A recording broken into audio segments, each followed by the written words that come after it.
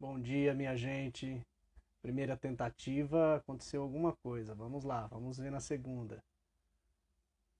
Hoje a nossa conversa é com o professor Renato Pinto, lá da Universidade Federal de Pernambuco, historiador, doutor em História pela Unicamp, também é arqueólogo com mestrado pela USP, no MAI.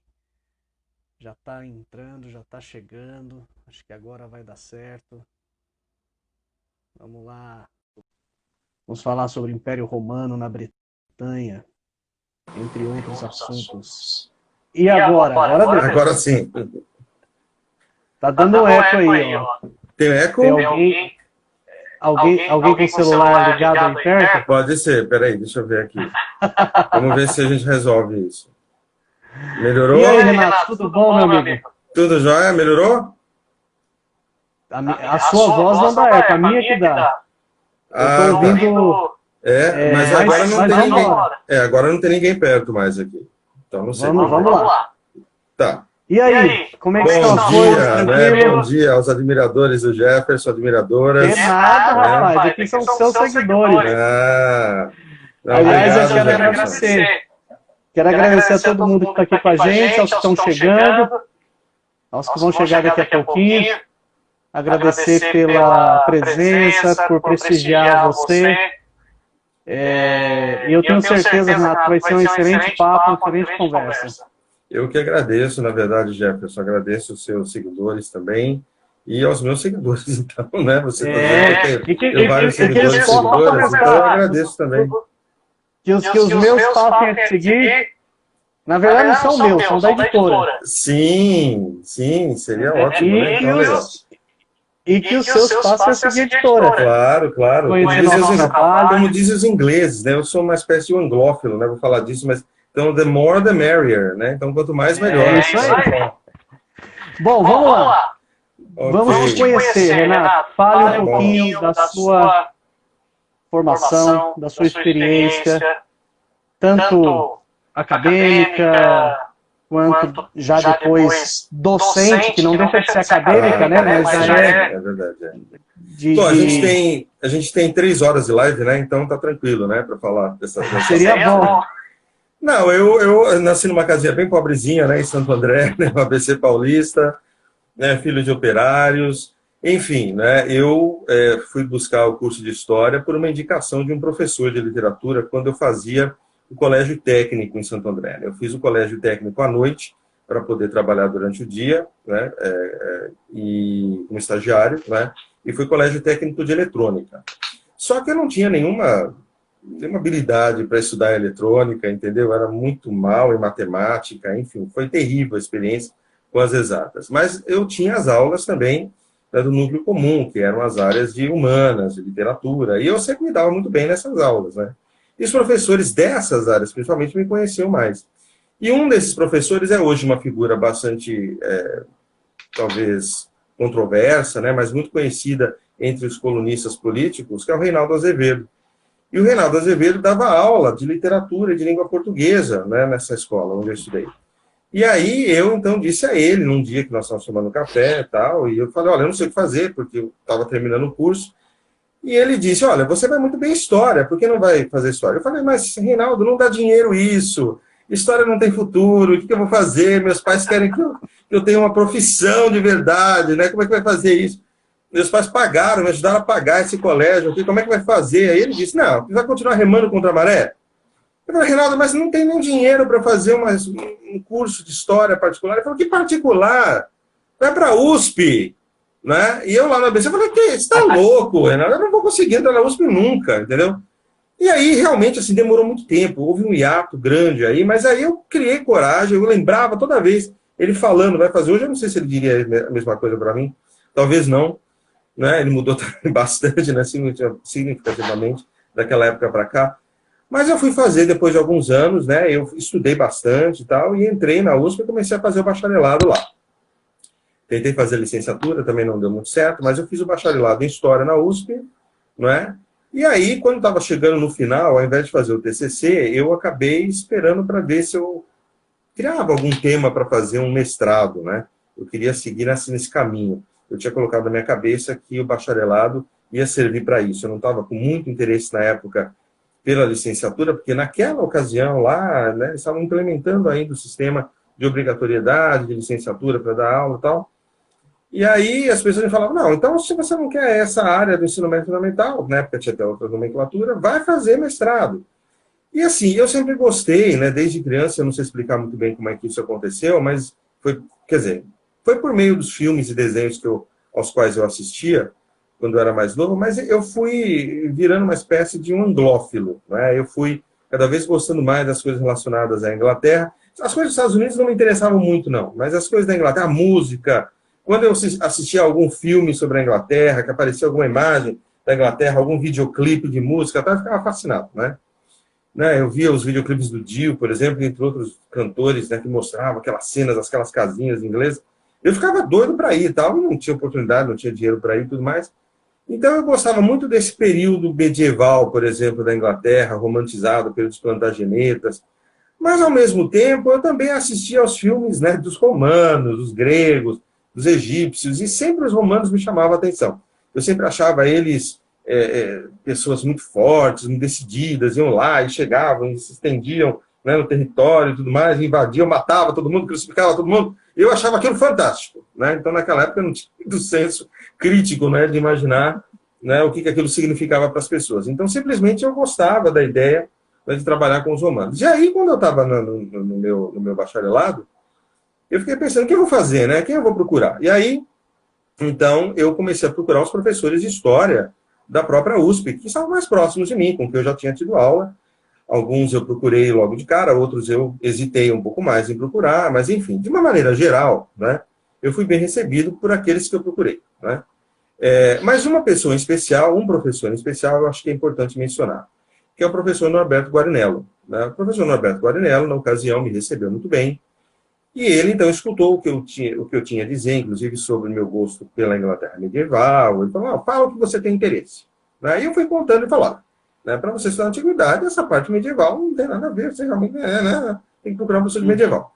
Mas você pode, por exemplo, já que você se declara anglófilo e tudo mais, tal, por que você não estuda o período em que os romanos estiveram na Inglaterra?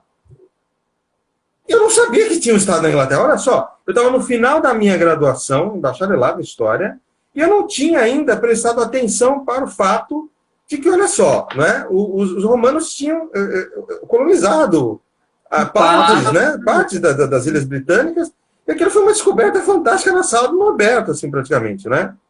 Então eu fiquei muito surpreso com aquilo. A gente tinha se concentrado em Roma, mas a Península Itálica, tal, aquela coisa toda. Você falava de província, mas aquela coisa, sabe? Península Ibérica, tal, Grécia, aquela coisa, né? Síria, tal, essa coisa toda. Eu falei, pronto! Está resolvida a minha vida, né? Quer dizer, eu vou estudar os romanos na Inglaterra. Né? Na Bretanha. Então está resolvido o problema. E assim foi, então, que eu disse a ele. Então está resolvido o problema. Pronto, já achei a solução. Agora, quando é que você começa a me orientar? Ele falou assim, pois não começo, né? Porque tem uma pessoa no Brasil que está fazendo estudo sobre a Bretanha, há um outro professor, e ele sim orientará muito melhor você nessa área do que eu. E então ele disse, procure Pedro Paulo Funari. Né? Ele falou, procure Pedro Paulo Funari porque ele tem estudos já desenvolvidos sobre a Bretanha Romana, né? Ele tem interesse em desenvolver mais pesquisas nessa área, procure-o. Né? E é uma pessoa que vai recebê-lo. E ele, então, me passou, né, o telefone do Pedro Paulo Funari, né, uma confiança muito grande. Né, eu liguei para o Pedro Paulo Funari, fui ao escritório dele em Osasco, na divisa ali de Osasco, né, com São Paulo, e depois de vencer a campainha quebrada do prédio e tal, para conseguir falar com ele, e eu sem saber se eu devia gritar, professor Pedro Paulo Funari, né, do lado de fora, ele disse, pode gritar, que eu atendo. E foi assim, então, que eu conheci Pedro Paulo Funari, né, que depois se tornaria meu orientador no mestrado e doutorado, inclusive. E aí eu caminhei, né, para o mestrado, quer dizer, eu fui conversar com ele, e é muito interessante, eu não sei se é interessante para as pessoas escutarem isso, mas naquela época nós não tínhamos, por exemplo, uma tecnologia até de compra de coisas do exterior, como nós temos hoje, com cartão de crédito e tudo mais. E Pedro Paulo Funari tinha uma biblioteca vasta já na época, e ele conseguia adquirir livros por meio do cartão de crédito que ele tinha, né? Ele já era professor, tá? Ele tinha mais condições financeiras e técnicas para isso, né? E os alunos dele, na maior parte, não tinham. Então, o que ele fazia? Ele cedia, né, o cartão, na verdade, ele comprava, né, os livros para os alunos. E nós recebíamos acho que já tinha a Amazon na época, imagino que já existisse. Então, a gente conseguia adquirir livros que nós não tínhamos nas nossas bibliotecas aqui, não existia aqui. Então, aquilo foi uma coisa fantástica. Eu encontrei em cima da mesa dele já um livro, né, do Peter Solway, escrito Bretanha Romana. Estava lá preparado. E aí ele falou, olha, leia, toque, pegue, leve para casa e leia. Ele tinha uma cópia, né, do livro, falou, pegue, leia. E você retorna para mim com as suas impressões. Não é porque eu cheguei lá com uma série de ideias. Ele falou, não. Leia estes livros aqui. E foi assim que aconteceu.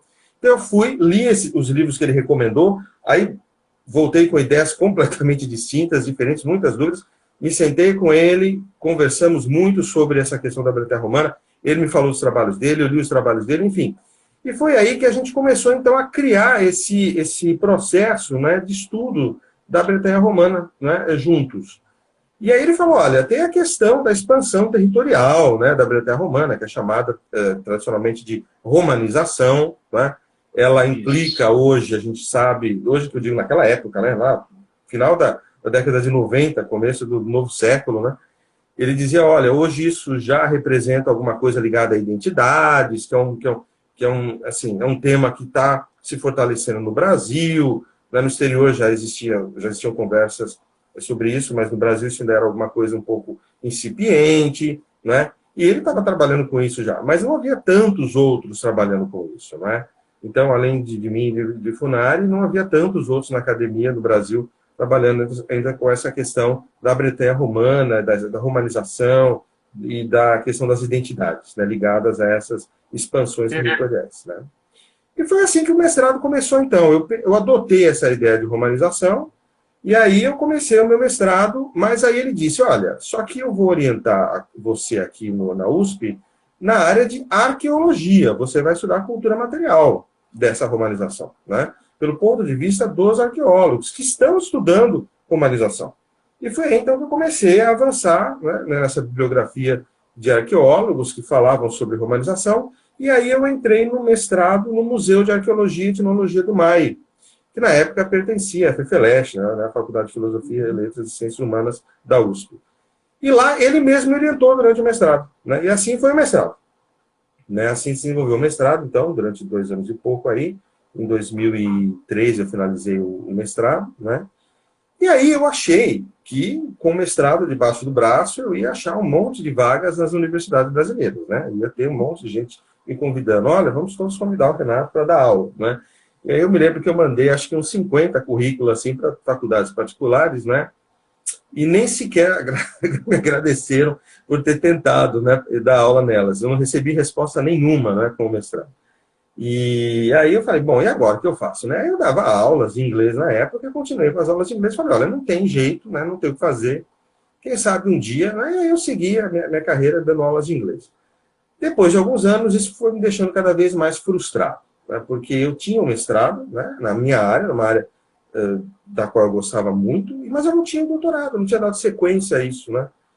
Aí, um belo dia, lá em 2007, né, deu a louca lá, eu falei, quer saber uma coisa? Eu vou, veja que são praticamente aí, né, são 4 anos depois, né, eu falei, quer saber uma coisa?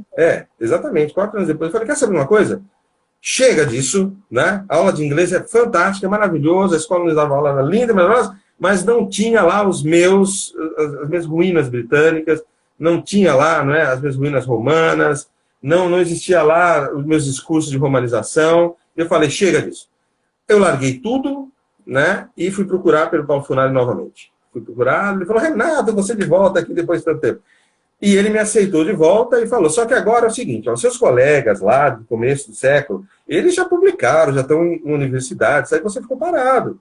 Você tem que correr atrás. E agora tem mais uma questão, veja, você precisa estudar a parte de história cultural, que está pegando muito esse tema agora das identidades. Então, vamos para a Unicamp, né, que é onde ele dava aula, inclusive. Né? Na época do Mai também ele já dava aula na Unicamp, mas aí nós fomos para a Unicamp. E aí, lá, eu desenvolvi o doutorado na área de História Cultural com ele. Qual era o tema?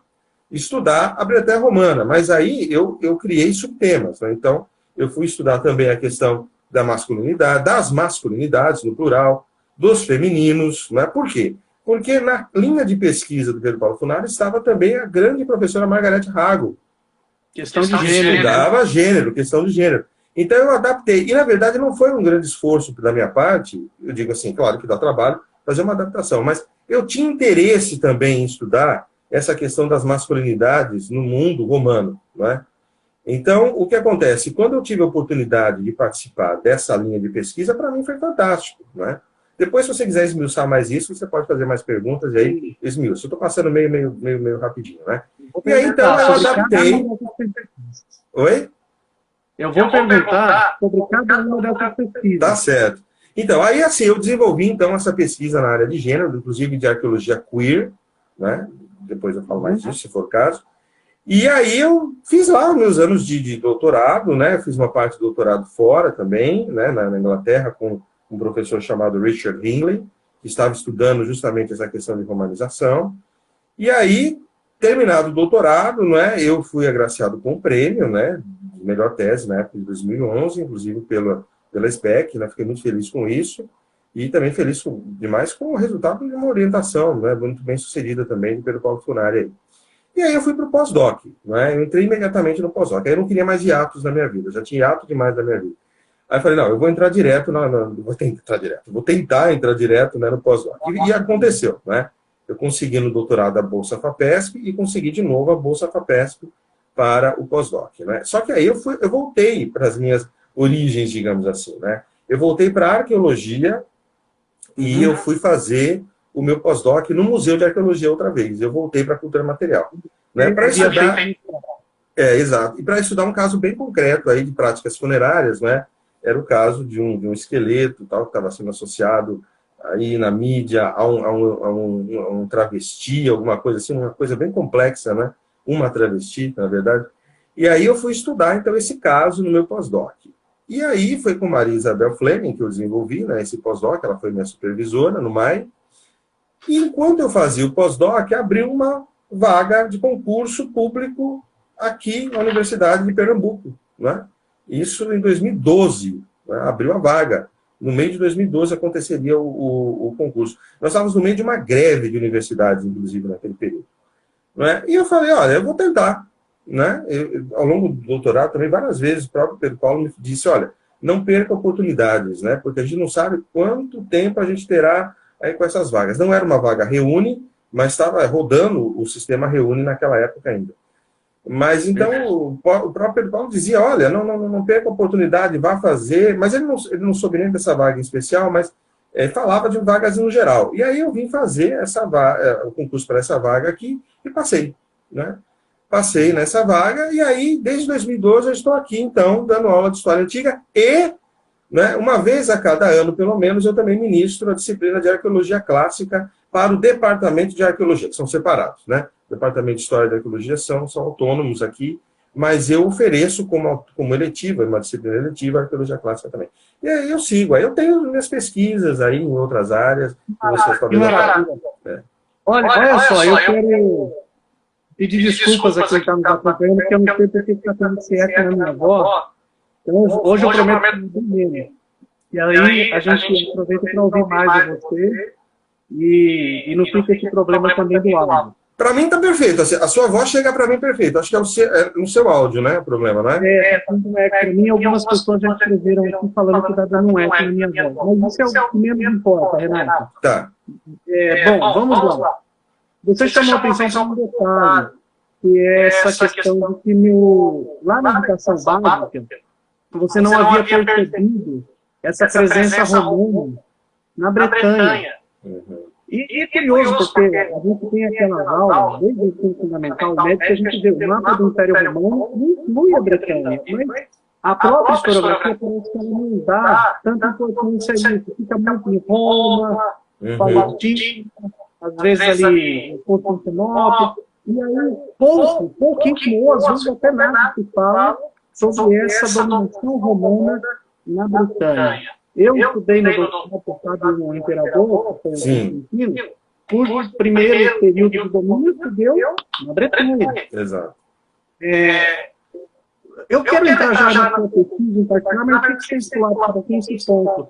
Por que você acha que isso acontece na historiografia, ao ponto de influenciar a educação básica em valorizar mais alguns temas e ignorar praticamente outros, como esse, por exemplo, que é tão importante?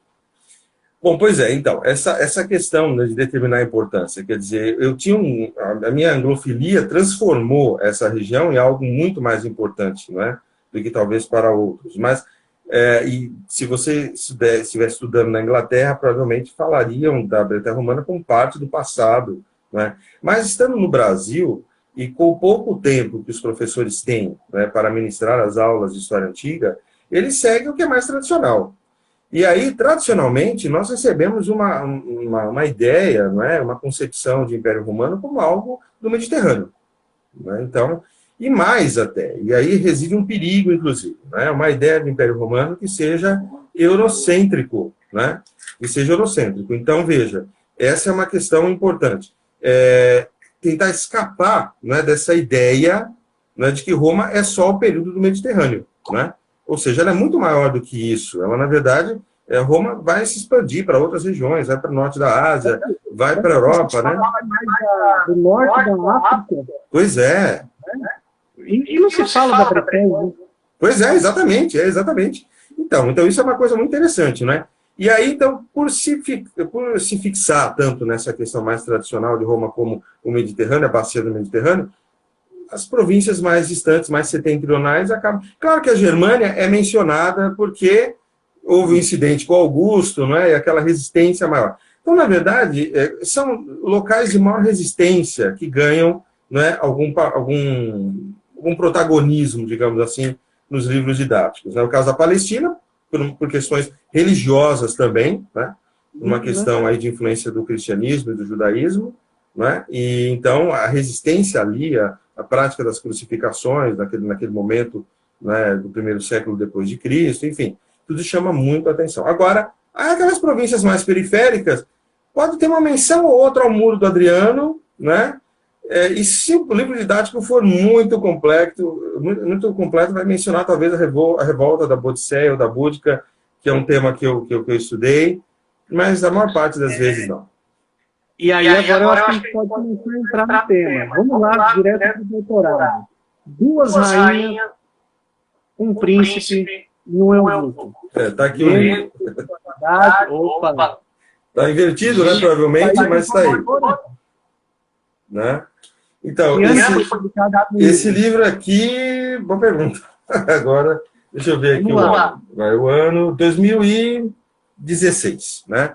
A tese saiu antes, né? A tese foi terminada em 2011, mas em 2016 a Ana Blume lançou, então, né, Duas Rainhas, um Príncipe e um Eunuco, né? E aí estudos de masculinidade e feminilidade, né, na Bretanha Romana, né? Maravilha. Tá? Fala um pouquinho pra gente. Esse livro está esgotado, assim, ele não está sendo editado mais, infelizmente, né? Quem sabe eu consigo fazer uma reedição dele em algum momento, né? Vamos ter essa possibilidade. Sim. Mas quem são essas duas rainhas? Pois é, então, por exemplo, essas são questões aí, né, editoriais até. O título, né, do meu estudo de doutorado não era inicialmente esse, né? O título que eu apresentei para os órgãos de fomento, para a própria universidade, era outro.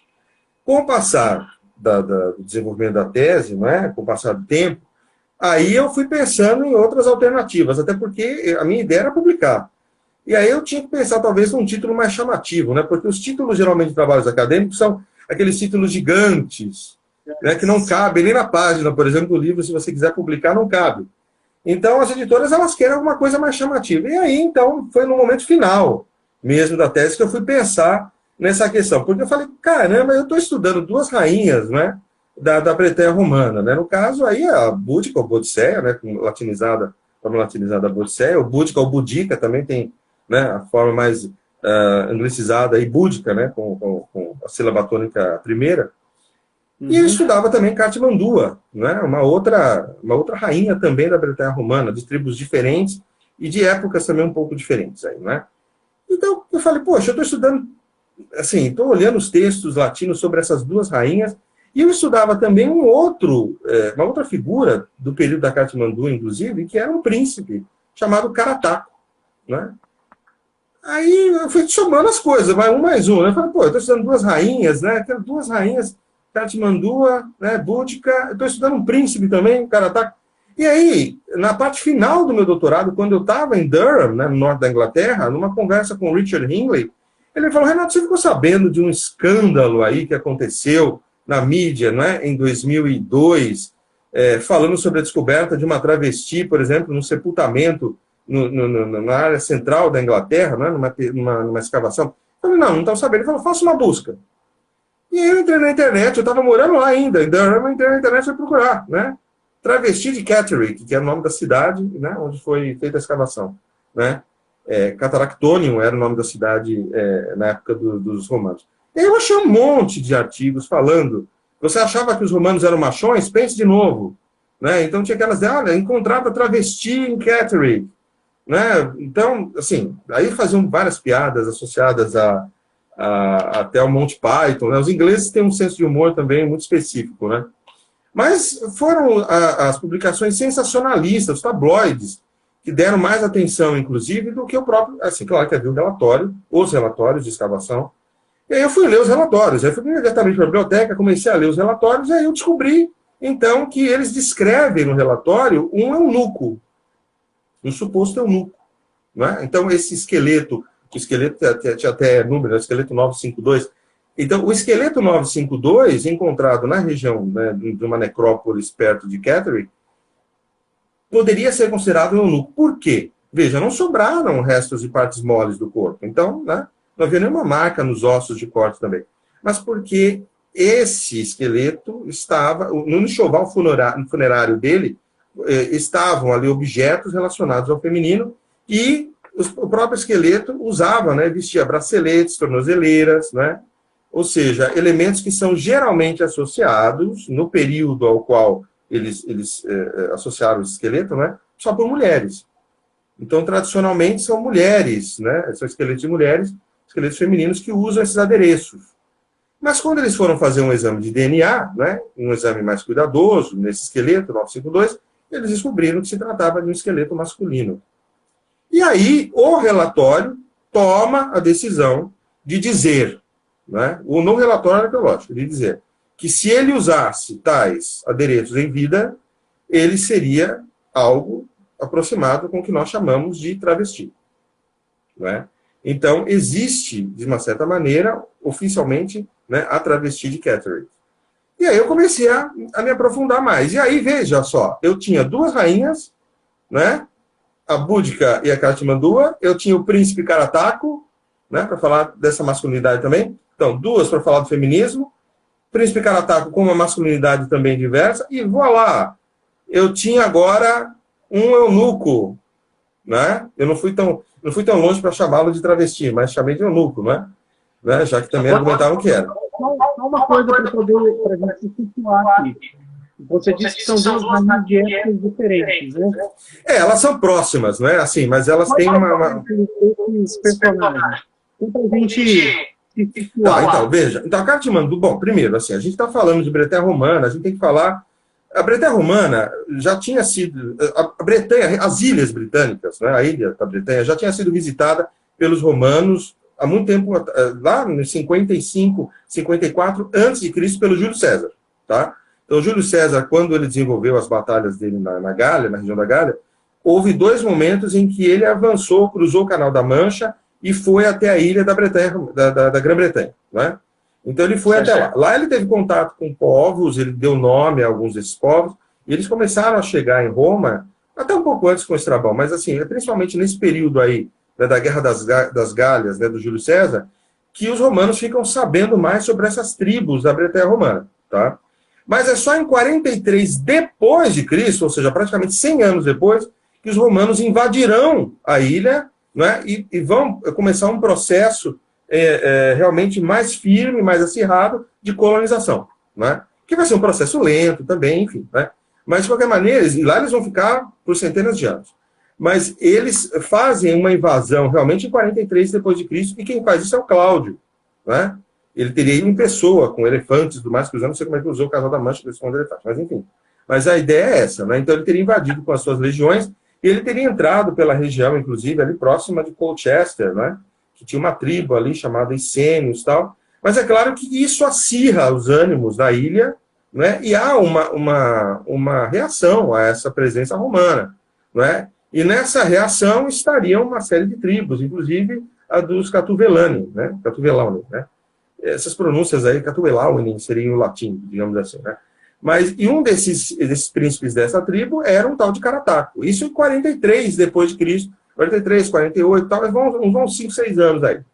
E é o mesmo período da Cartimandua, que era rainha, né? Seria rainha de uma outra tribo mais ao norte, chamada de Brigantes. Não é? Então, veja, essas tribos, algumas delas vão se alinhar aos romanos e outras não. Não é? A tribo do Carataco não se alinhou. Não é? E ela, então, vai ser retratada pela literatura latina, né? Pela literatura romana, que é a única que nós temos sobre esse período. Nós não temos o ponto de vista dos bretões, nós não temos, né? Da escrita.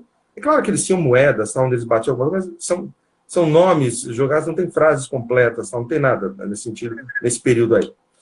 E aí, então, a rainha Cartimandua convive numa época, na mesma época, é coetânea de Carataco, né? Vivem na mesma época.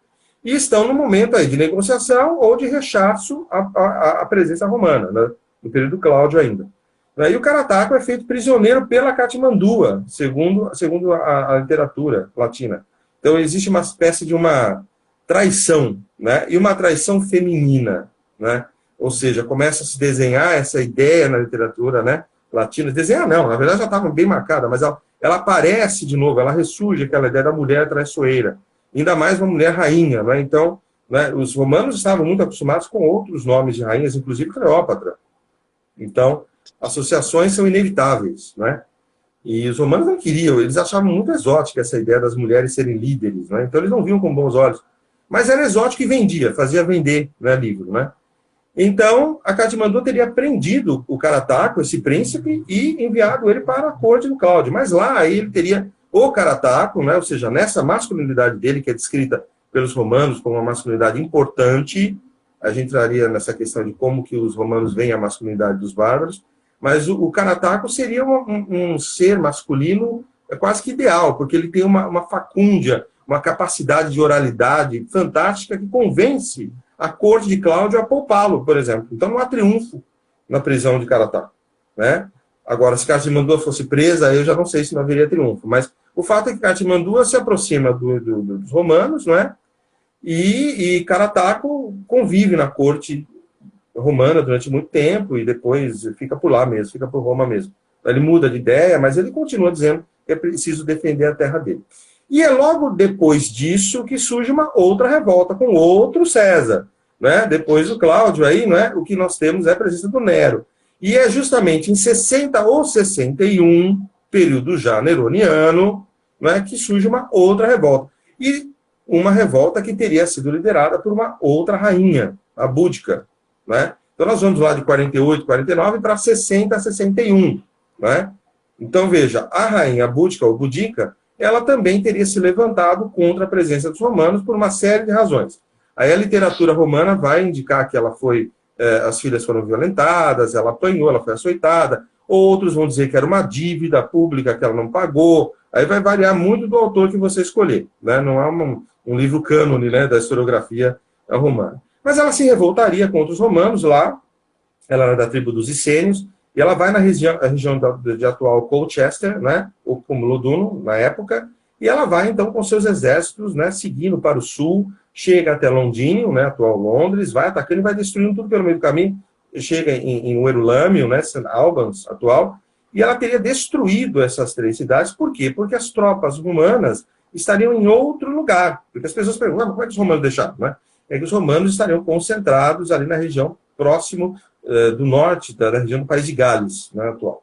E aí, quando eles ouviram falar da revolta, já era muito tarde, e 3 cidades já teriam praticamente sido destruídas.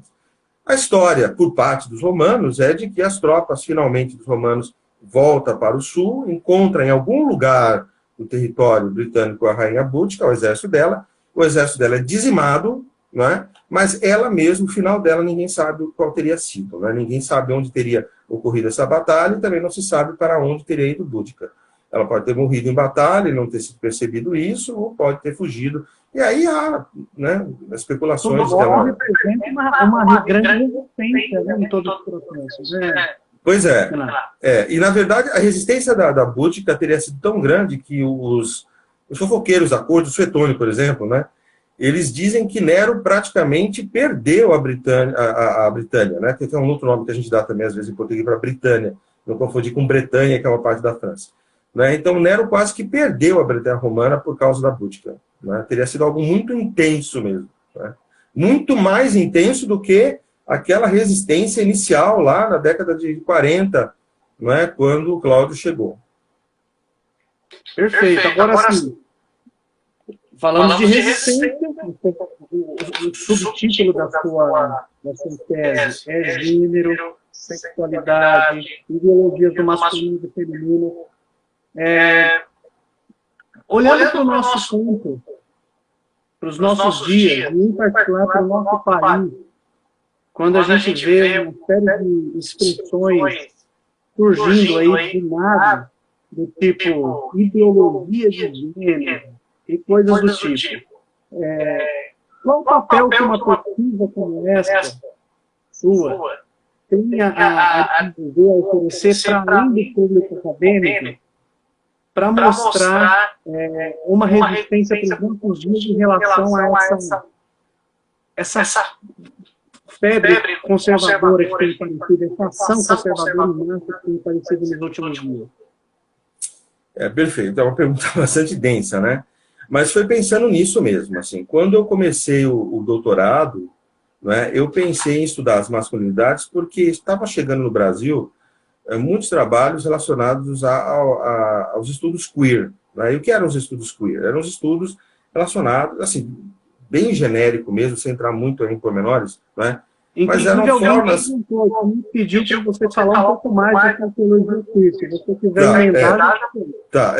Então, assim, depois se alguém quiser, inclusive, entrar em contato comigo, em especial, eu posso esmiuçar mais isso aqui agora, talvez seja um pouco difícil, mas de qualquer maneira, a arqueologia queer, ou a historiografia queer, ela parte de conceitos que começaram a se desenvolver nos Estados Unidos lá no começo da década de 90, né? Principalmente com a Butler, mas já havia outras escritoras, Sedgwick, mulheres, inclusive, e é tributário dos trabalhos feministas, né? De uma série de trabalhos feministas. Então, é importante que se diga isso logo de início. Né? Então, os trabalhos feministas vão gerando, né, outras perguntas. Né? E o conceito queer é aquilo que foge do que é heteronormativo. Então, mesmo conceitos essencialistas, ou que estavam se consolidando como essencialistas, com uma ideia de mulher, ou a ideia de homem, ou até a ideia de homossexual, por exemplo, né, a teoria queer tenta desconstruir essas ideias mais, digamos assim, pouco dinâmicas, pouco fluidas, e procura apresentar, não é, interpretações muito mais polissêmicas e muito mais flexíveis plásticas, para essas identidades, que não são só sexuais. Né? Então, qualquer tipo de atividade, os vários tipos de forma de vida que escapam daquilo que geralmente é associado ao heteronormativo, poderia ser designado por uma palavra que, num primeiro momento, era uma ofensa aos homossexuais. Então, surgia ali uma oportunidade de uma apropriação de uma palavra que era uma ofensa, no primeiro momento, e ela passaria a designar um estudo para falar de pessoas que realmente não estavam, não é? Em consonância com o que a sociedade esperava das práticas heteronormativas. Então, por exemplo, os muito obesos, os muito magros, que sofriam de bulimia, os punks, né? Também homossexuais que não se encaixavam, ou não queriam se encaixar, por exemplo, em nomenclaturas como gays, por exemplo, ou lésbicas, mas que preferiam outras nomenclaturas, não é? Para poder se designar nas suas identidades, não é? O transgenerismo. Então, ou seja, havia uma série de outras identidades ou de outras formas de ser e de pensar que não se associavam à heteronormatividade.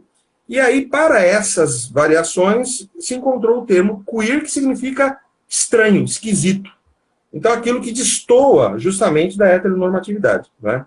É claro que houve uma resistência muito grande, porque ao se pregar o fim, não é, desses essencialismos, ou seja, a ideia de mulher como um ser essencial, nascido como mulher, e aí isso já está marcado pela biologia, não é? Essa ideia do próprio feminino ser alguma coisa inflexível, por exemplo, porque tem uma marca identitária muito clara, isso vai criar uma oposição aos teóricos queer. Então, a teoria queer, ela chega com muita força na década de 90, mas ela também tem sua resistência. E ela vai ser adaptada pelos estudantes de outras áreas, de humanas principalmente. E a arqueologia vai ser tardia nisso, ela só vai realmente se debruçar sobre a arqueologia queer de uma maneira mais concertada, digamos assim, lá no final da década de 90. Então ela vai demorar aí uns 8 anos, né, 10 anos, para começar realmente a lançar trabalhos que tenham no título, né, queer.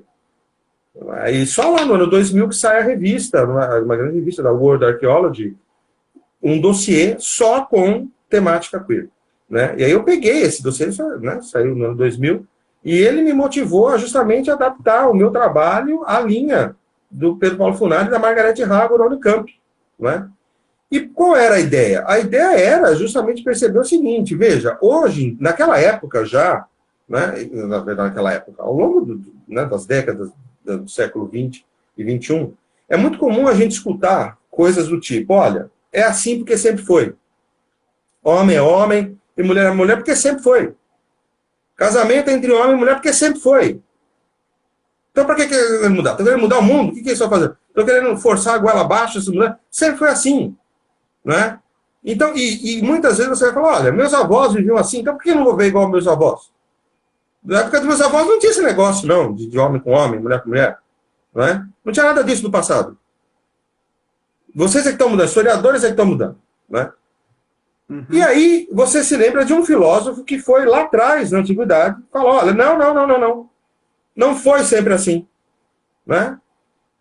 Michel Foucault escreveu História da Sexualidade. Ele foi lá atrás da antiguidade procurar momentos na história em que as masculinidades, ele estudou mais masculinidades, é verdade, mas as masculinidades e mesmo o feminino eram distintos. A maneira de se compreender essas masculinidades e esses femininos eram diferentes. Não se entendia da mesma maneira. Não é que não havia regras. O Foucault é muito claro. Havia muitas regras, como sempre há. Uhum. Não é? As proibições, os tabus. Mas eles partem de premissas distintas. Estão ausentes ali elementos como, por exemplo, a noção de pecado, ou o próprio capitalismo. É outro mundo, não é o mundo capitalista, não é o mundo, não é da noção de pecado, por exemplo, ainda, não é? Ele está estudando principalmente o período pré-cristão. Então, veja, né, esse filósofo foi lá e ele lançou, né, na História da Sexualidade, uma série de estudos mostrando como a antiguidade via de maneira distinta as práticas sexuais. Ele vai falar de sexualidade, eu não estou falando de sexualidade no mundo antigo, estou falando de práticas sexuais. Aliás, ele fala de dispositivos de sexualidade. Mas, enfim, as práticas sexuais, a maneira como elas eram aceitas ou não, né, não batiam com a maneira como nós, na modernidade, vamos encarar. Inclusive no período cristão. Né? Mas também vai ter uma variação enorme aí entre o século XVIII, XIX, XX, né, sobre o que é ser masculino, o que é ser homem, as virilidades, né, masculinidade, esses termos às vezes se sobrepõem. Né? Então, veja, ao mostrar isso, qual era a minha ideia? Era desconstruir esse discurso de que é assim porque sempre foi. Não é? Então, desconstruir não foi. Né? Não é que não havia regras, as regras eram outras. Né? Uhum. Então, ou seja, se havia regras... E dizer, o segundo elemento, se já foi diferente, mesmo com regras diferentes, por que não pode ser diferente daqui para frente? E por que nós temos que usar? Então, ao voltar ao passado, a minha ideia não é dizer, vamos retomar o que estava lá, não. É dizer que nós podemos mudar o que está aqui agora.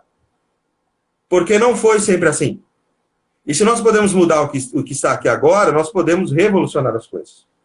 Então, o que está na nossa bandeira lá de ordem e progresso, nos congela. Mas nós temos que descongelar isso. Sair do comtianismo, não é? E dizer, não, nós não temos essa questão da ordem e progresso. Nós temos movimento, não é? E mudanças. É isso. Não é? Então, estudar a antiguidade por esse viés, para mim, pelo menos, funciona dessa maneira. Não é? Então, ao estudar lá a masculinidade, o feminino no mundo romano, era para dizer, olha, ali havia outros conceitos. outras formas de avaliar aquelas masculinidades e aqueles femininos, né? Aquelas feminilidades. Então foi diferente. Casamento era diferente, era outra coisa. Para falar a verdade, a República não era a mesma República de Roma, com a República que nós temos. Aliás, se é que nós temos República hoje. A democracia de Atenas não foi a mesma democracia. Então não adianta falar de anacronismo. As pessoas me dizem em sala de aula, Renato, você está sendo anacrônico. Você está sendo queer na antiguidade? Ué, e quem estuda a República não está sendo anacrônico? Porque a nossa República não é a República de Roma. A nossa democracia não é a de Atenas. Né? Então, quer dizer, isso não é anacrônico? A nossa guerra hoje não é a guerra da antiguidade. Os egípcios nem tinham palavra para designar guerra. A nossa religião não é a mesma religião. Você estuda religião, você sabe, a nossa religião cristã hoje não é a mesma religião cristã primeva, por exemplo. Não é. E, no entanto, ninguém diz isso. Ninguém se importa, né, de eu lançar um livro e fazer uma associação direta. Mesmo em termos de cristianismo no Brasil, ele precisou se elaborar muito no final do 19 para 20, diante das constituições que estão sendo redigidas e entrando em vigor, e isso mostra também que até mesmo aquelas instituições que nós sabemos são congeladas, são engessadas, elas precisam se ressignificar. Então, exato. Por que não repensar aquilo que está à sua volta?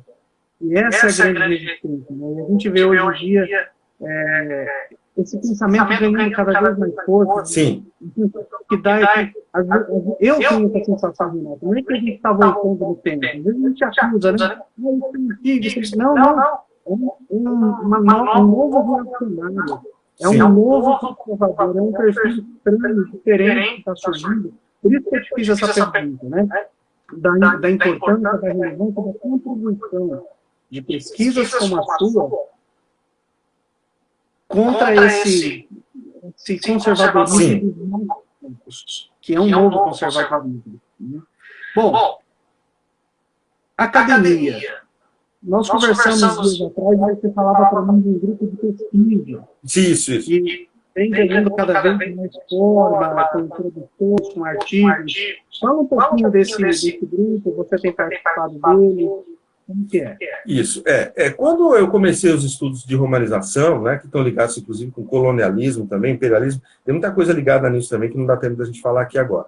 Né, mas havia muito essa ideia, inclusive, no mestrado, de tratar o tema da descolonização. Né, e os ingleses fazendo isso, eles que tinham sido herdeiros de um grande império. Então, nós poderíamos oferecer uma visão de quem foi colonizado. Então, tem esse aspecto também. Mas os estudos, justamente, dessas províncias que tinham essa característica de terem sido colonizados, né, começavam a aumentar bastante na Europa, né? Mas no Brasil, nós tínhamos ainda poucos pesquisadores. Havia pesquisador, o Pedro Funari era uma grande figura, né? Uma grande figura, né? Mas ele, na época, era o grande farol, digamos assim, desses estudos, né? sobre romanização, né? Sobre a Bretanha romana. Então, sair daquele meio mais comum, né? daquela caixinha mais confortável do Mediterrâneo, que nem é confortável assim, tem muita coisa para ser falada, né, era muito raro, então poucos se aventuravam para ir para as províncias mais setentrionais. Mas como os ingleses já tinham se debruçado sobre isso já há alguns anos, tinha muito material para ser lido. Né? Então não faltava bibliografia, isso não faltava. Né? Mas isso foi aumentando, foi num processo de aumento até. E aí não havia muita gente, então não havia grupos formados aí ainda sobre estudos da Bretanha, grupos de estudo, era uma coisa que aparecia aqui e acolá. Né? Então, dá para eu dizer que assim, o meu trabalho com o Funari foi, não vou dizer que foi o único, não dá para dizer isso não, mas foi um dos primeiros, digamos assim, trabalhos sobre a Bretanha romana no Brasil. Tá? E aí, veja, com o passar do tempo, isso vai se modificando. Eu mesmo tentei abrir um grupo de pesquisa, depois não consegui, mas, felizmente, duas pesquisadoras, né, que estudam um período diferente do meu, da antiguidade, mas que estudam também as Ilhas Britânicas, e uma delas estuda a Irlanda, elas se reuniram agora, um pouco antes da pandemia e durante a pandemia, inclusive, é um momento bom de se criar, né, grupos, né, você está um tempo em casa pensando em criar grupo de estudo. E a Isabela Albuquerque, né, uma professora da UPE, a Universidade Estadual daqui de Pernambuco, né, de Garanhuns, ela, junto com uma outra pesquisadora que está em Dublin, na Irlanda, na Trinity, a Elaine Farrell, né, então Isabela Albuquerque e Elaine Farrell, se uniram para criar, finalmente, né, um grupo de estudos sobre as Ilhas Britânicas. Já houve um outro que também não deu muito certo, mas enfim. Elas estão querendo um que vai dar certo. Esse vai dar certo, vai ser ótimo, né? E é muito abrangente, nós temos muitos integrantes. Chama-se Insulae, né? Justamente por causa das ilhas, né? Então, se chama Insulae, né? Justamente uma referência às ilhas, né? E esse grupo está crescendo, a gente está com páginas agora já também no Instagram, enfim, na mídia, né? Nós vamos promover o primeiro evento agora no final de outubro, né? Um evento que é ainda muito mais voltado para nós, mas a gente aceita o pessoal de fora, é lógico, mas vai ser no primeiro momento mais os integrantes, né, do grupo vão fazer, mas a nossa ideia é ampliar esses estudos. E nós ficamos muito surpresos. Dando uma saudação do grupo. Olha aí, que legal. Então, a Isabela, uma saudação para vocês aí, do nosso grupo, né, para o Insulae, e de novo parabenizando, né, a iniciativa da Isabela e da Elaine, né, que estão fazendo um esforço muito grande, né, para levar à frente esses estudos.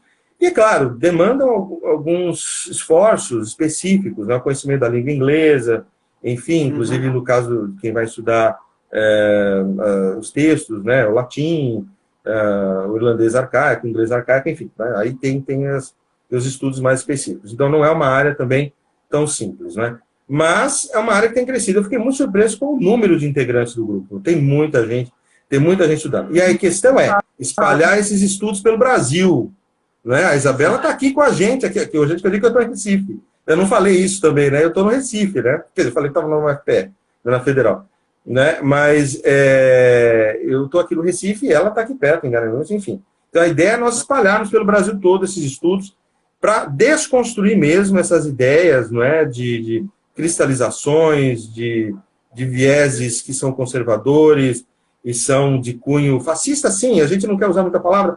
Eu concordo com você, são novas formas de opressão, mas não dá.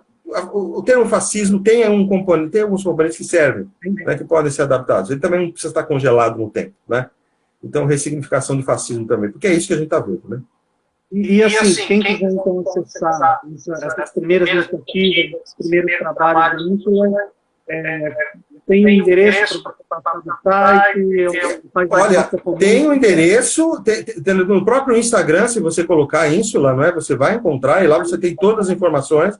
Agora, o endereço do site em si agora, eu não tenho de cabeça, se a Isabela tiver, ela pode digitar, acho que para a gente, né? Então, é bom porque, veja, tanto a Isabela quanto a Elaine são jovens, então elas têm a minha memória muito mais vívida do que a minha, por exemplo, que eu já estou, né, passando já. Então, logo ter aí alguma publicação, alguma revista. A gente está pensando em várias coisas, né? A gente está pensando nas potencialidades e, inclusive, nós estamos pensando na possibilidade de abrir novos espaços para mestrado e doutorado com estudos voltados para essa área.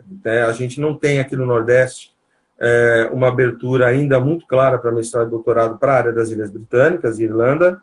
Nós temos, no entanto, trabalhos voltados aos países nórdicos, por exemplo, né, aos chamados vikings, né? Estou falando entre aspas aqui, por uma nomenclatura também um pouco complexa, né? E tem o grupo no Maranhão também de estudo de antiguidade.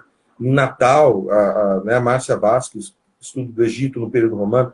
Mas a gente quer abrir mais centros, inclusive abrir para mestrado e doutorado, para que as pessoas, não só daqui do Nordeste, até de fora, possam vir até o Nordeste para estudar Breté Romana, para estudar a Breté no período medieval, estudar Plantagenetas, entendeu? Estudar, né, o que quiser das ilhas aí, nós estamos querendo abrir esse leque, né? Alguma coisa que demora um pouco, mas a gente está fazendo. Fica aí o convite para os universitários, acadêmicos, aqueles que estão no nível de graduação, pós-graduação, que se interessam por temas relacionados à Bretanha e passem a seguir o Insulae grupo. Sim, por favor. Irlanda também, tá? Não deixa a Irlanda de fora, vocês ficam bravos. Se a gente não fala da Irlanda, o pessoal fica bravo, tem que falar da Irlanda também. É verdade. E olha, Renato, nós estamos chegando no final, cara. Conversa boa assim. Cara, que gostoso, que bom que foi pra mim, pelo menos. Eu não sei se o pessoal gostou, né? Eu tô falando que foi gostoso, o pessoal falou, nossa, não sabe como fechar. Mas eu adorei. Todo mundo agradecendo, foi muito bom. E assim, obrigado. Eu quero também aproveitar, deixa, a Isabela falou que o site do Insulae está em construção, né? O da editora, inclusive, também está passando por uma manutenção, mas no dia 1º de outubro já vai estar no ar. Sim. Com muitas novidades, um novo site, outra imagem, está muito bonito. Está ficando muito bonito. E assim, Eu quero te agradecer mesmo, Renato, porque a relevância do seu tema é muito grande. Tá? E, infelizmente, como nós apontamos naquela hora, desde a educação básica, você tem um silenciamento em relação a temas como esse. Sim. Sabe? A nossa ideia aqui no Café Acadêmico é exatamente essa, de apresentar bons escritores, bons estudiosos, boas obras e boas pesquisas como que você tem desenvolvido. Sim. E Jefferson, assim, até para terminar, essas pesquisas, elas geraram muitas outras, entendeu? Inclusive na Unicamp, né? Por exemplo, o trabalho da Thaís Bello sobre a própria Boudica, né? Um trabalho que tem um ângulo feminista também muito famoso, inclusive. Então, a Thaís Bello também escreveu uma obra sobre a Boudica, tem que ser lida também. Então, é uma outra publicação também sobre Boudica, né? Eu falo Boudica, né? Mas ela fala mais Boudica. Ano passado ela publicou. Isso, exatamente. Publicou um livro em inglês, inclusive, né? Então, está no idioma aí que vai ter um impacto muito, muito bom. Então, a gente está, assim, geraram frutos, né? Então, é muito bom o pessoal saber disso. Jefferson, essa oportunidade que você está dando para a gente poder falar disso é fantástica. Muito obrigado, Jefferson, aos seguidores e seguidores, né, do Jefferson e também aos meus seguidores, né? Muito obrigado por essa oportunidade. Foi fantástico, do meu ponto de vista, pelo menos, né? Vale lembrar que essa live, além de ficar disponível aqui na página aqui do Instagram da editora, até amanhã ela passa a estar disponível no canal da editora no YouTube e também no Facebook. Então eu deixo aqui o convite a vocês que nos acompanharam, para que sigam a editora. A gente já tem 2 livros publicados, um do André Bucarelli, professor da Federal do Rio de Janeiro, um chamado Princípios de Psicologia da Religião, do Everton Maraldi, que é professor na PUC São Paulo, e já está entrando na máquina essa semana o terceiro livro, que vai se chamar O Palácio de Deus e o Templo do Rei, que é um livro do professor Marcos Gerardo, sobre o Barroco Mineiro. Fantástico. Tem muita coisa. Eu estou esperando um livro sobre Harry Potter aí. Isso. Do ano, né?